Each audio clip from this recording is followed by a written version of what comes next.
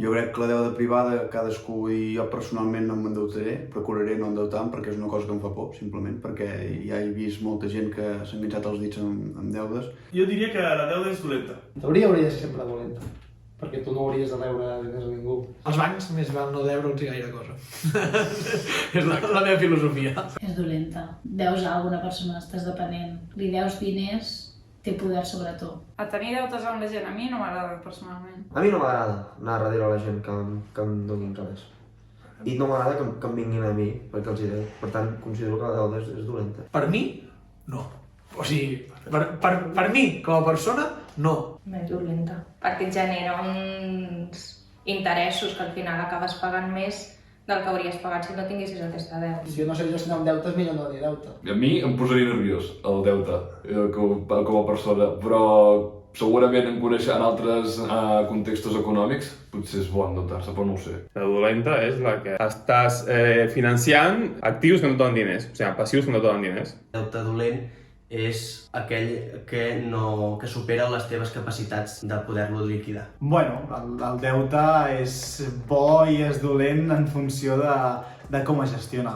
Hi ha les dues coses. Depèn de per qui. Hi ha països que estan sempre acollats a tornar deutes amb altres països. En aquest sentit diria, no és bona pel país que està acollat i és boníssima pel país que s'està enriquint a costa de l'altre. Si tot el que té la deuta segurament no serà bona, si tot el que l'ha de cobrar és boníssima. No, odio la deuda. Per què? Perquè no et deixo dormir per les nits. És millor que et deguin els altres. Bueno, si et deuen sí que és bona, no? Perquè si et deuen amb tu, és bo. Per mi, ara mateix, prefereixo... Ara mateix. Vull dir que arribarà un moment que et digui em vull comprar una casa. Aquell dia, sí, serà bona. Una persona que sapies molt et diria, no, és que si t'endeutes, això et permet tenir uns diners que tu pots invertir i convertir aquests diners en molts més diners.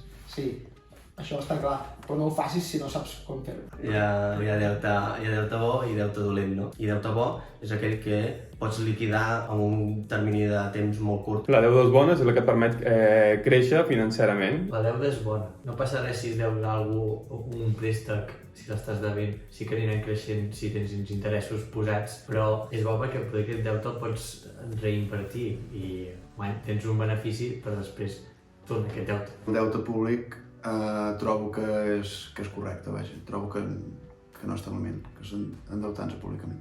Per una empresa és necessària, per l'Estat és imprescindible. Sé que amb el deute pots arribar a treure profit i benefici. El que no sé encara tinc el coneixement per saber com.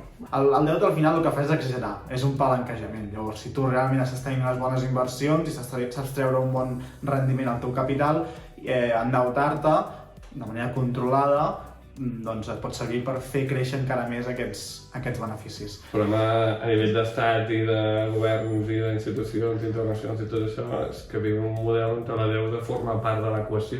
Llavors no és ni bona ni dolenta, és necessària.